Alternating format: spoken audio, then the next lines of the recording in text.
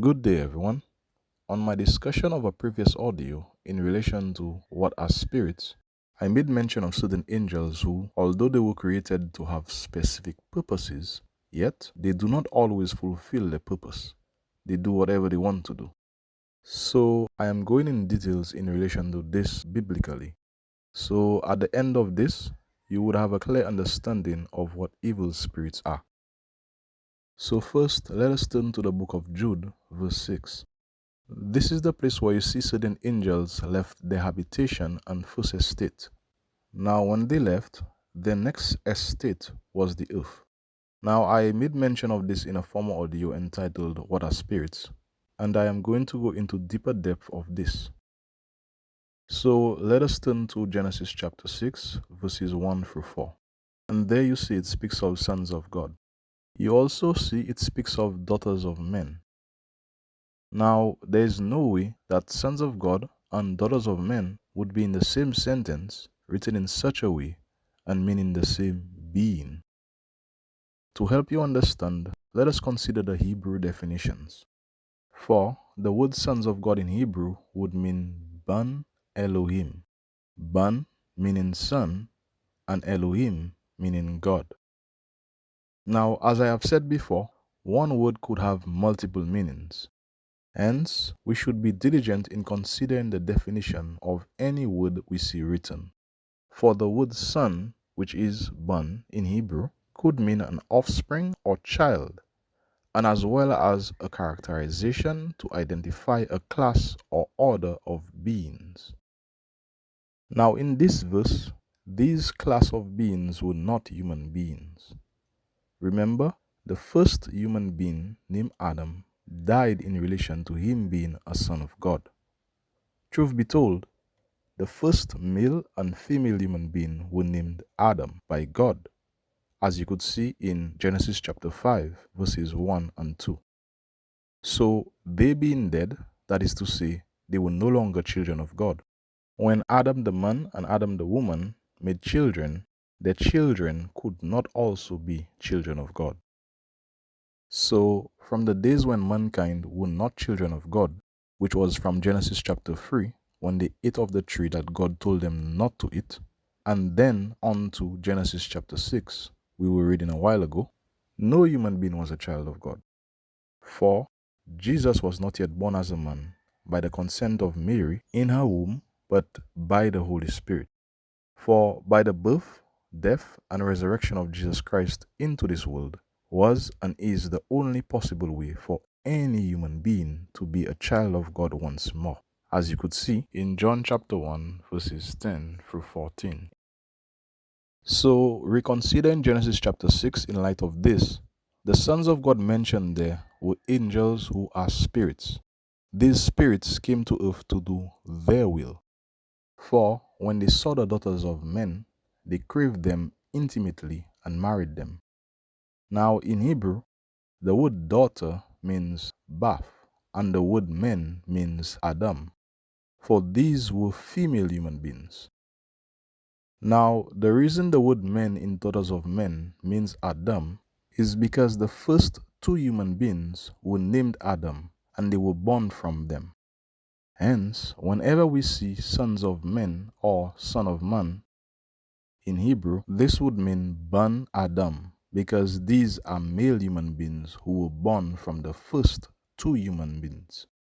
Hence, after these spirits in Genesis chapter 6 married the women, they had sexual relation with them and gave birth to giants. Now in Hebrew, the word giant means Nephilim, and this means a tyrant or a bully. So giants were not merely expressing height, as we would first think of a giant, but rather their ungodly character.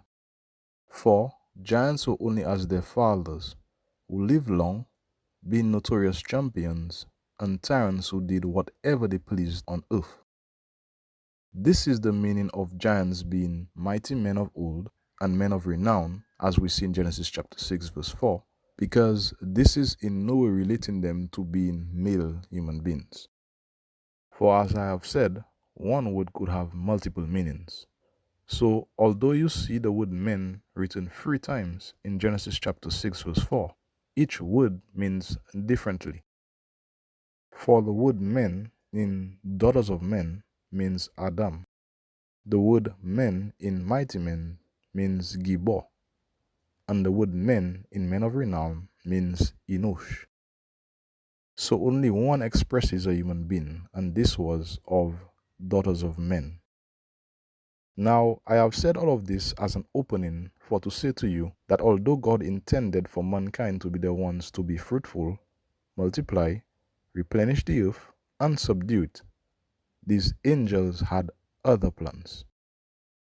For we see clearly by Genesis chapter 1, verses 26 to 28, and also Genesis chapter 2, verses 20 to 25, that a male human being was made solely for a female human being, and vice versa. But yet, these spirits had other plans. For these spirits turned evil, wanted to do and say anything contrary to what God said and how God created everything to be. Hence it is written of one angel who began to be evil. That is the first angel turned rogue. Consider Ezekiel chapter 28. Yes, I know when you read it, you will realize that it speaks of a human king of a country named Tyre. However, the prophecy of this king is also directed towards the spirit who work together with the king. Verse 14 of chapter 28 of Ezekiel identifies this spirit as a cherub. Sometimes I would say cherub, but yes, it's cherub. A cherub is a type of angel. You will see that a cherub is identified as an angel as you consider what Ezekiel chapter 10 says. Ezekiel chapter 28 tells you in verse 15 that this cherub was perfect in his ways from the day it was created, till iniquity or unrighteousness was found in it. Now, this same prophecy, judgment, and ways spoken of in Ezekiel chapter 28 concerning this cherub was also spoken of in Isaiah chapter 14, and the name of that cherub is identified in Isaiah chapter 14 verse 12 to be the name called Lucifer.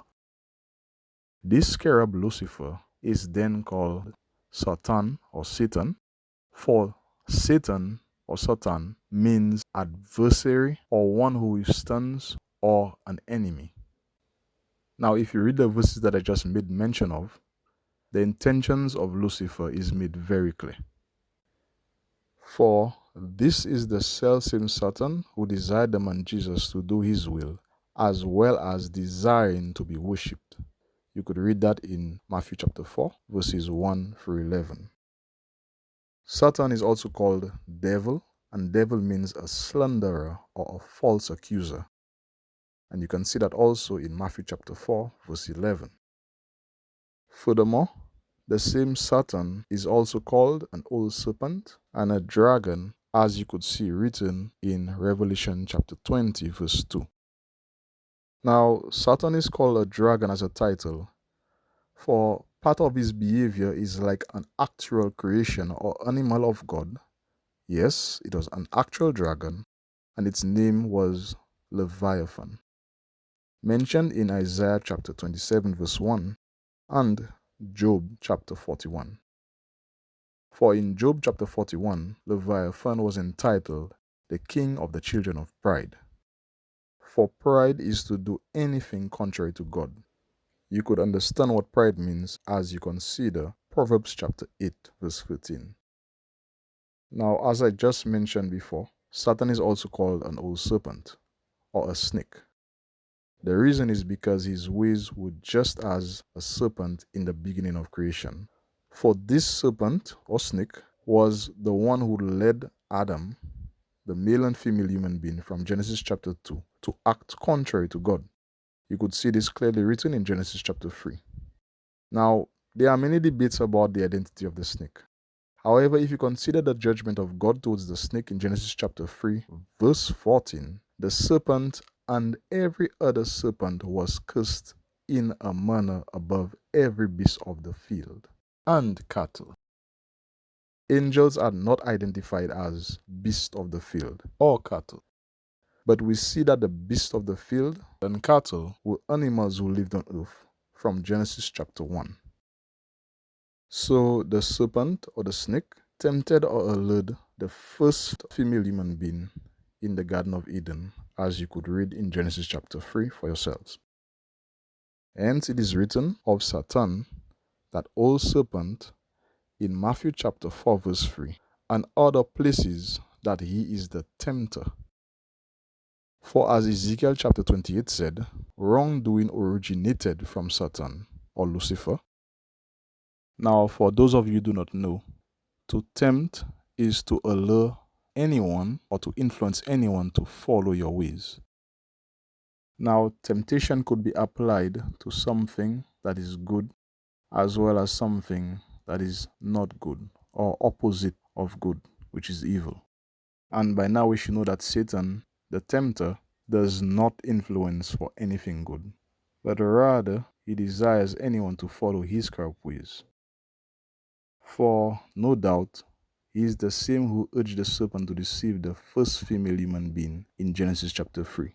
Because Ezekiel chapter 28 says that he was in Eden, and that was the location of both the first male and female human being. Also, there is no doubt that Satan urged all the angels to leave their first estate, to come to earth, to marry, and to breed with women. I say this because Jesus speaks of him in John chapter 8 verse 44, and Jesus called him to be the father or the originator of liars. Now, Jesus also says in this verse that Satan abode not or remained not in the truth from the beginning. This identifies again a choice made by Satan to totally disregard God. Satan made that choice from the beginning, as this verse of John chapter 8 verse 44 also says, because Satan began his actions from Eden, as Ezekiel chapter 28 verse 13 says. Now, considering that Jesus made mention of Satan not abiding in the truth, Jesus Christ identifies himself as the truth in John chapter 14 verses 6 to 7. Therefore, Satan directly opposes all that is God and all that is mankind. I say all that is mankind because Jesus Christ became a human being. Therefore, Satan, that evil spirit, as well as those other spirits who follow him, are all working against God and humanity in general. Hence it is written of devils or evil spirits who possess or enter human beings to do their will, as you could see written in Matthew chapter 4 verse 24 and Mark chapter 9 verses 18 through 27. Each varies. Hence again, it is also written of evil spirits being worshipped by human beings in Deuteronomy chapter 32 verse 17, and each varies. For at times you might see the word devils or unclean spirits. They are all the self-same evil spirits. So in Hebrew, the word devil is soer, and this is somewhat reference to a male goat and or something hairy. Now, this is in no wise referring to goats, which are cattle, but rather to cherubs, who are angels, who have the head of an ox with partial humanoid bodies. So there's no surprise there. Now in Greek, the word devil is diabolos, and this is a slanderer and false accuser, keeping in mind that a false accuser is opposed to truth, and a slanderer is opposed to God who created all things good. Other times in Greek, you may see the word devils to be daimonion, and this would be evil spirits in the sense of speaking of their spiritual existence. They are a spiritual existence who pose certain threats to natural existences. However, their spiritual existence does not and cannot exceed that of God. That is why Jesus and the name of Jesus or Yeshua, the one name of the Christ of God, is able to disarm devils' involvements, as says Luke chapter 4 verses 40 to 41 and Mark chapter 16 verse 16. Now, besides the words devils and unclean spirits, you may hear the word demons somewhere. Demon in Hebrew is shade, and the root meaning of this word is should. Now, should means to ruin, destroy, spoil, and devastate. So, by this, we also know more of what demons are all about, because this is referring to evil spirits. Now, this is but a short summary of what devils are about, and I was glad to share it with you. And by this, I will make an end of this audio. Please stay tuned. Now, my next audio would be called What the Word Evil Means, because I wanted to really get into this. And as you listen through that audio, you'll understand why. Okay, so again, if you like this content as well as if you learned something new, please like, share, and also subscribe. Stay blessed and stay tuned.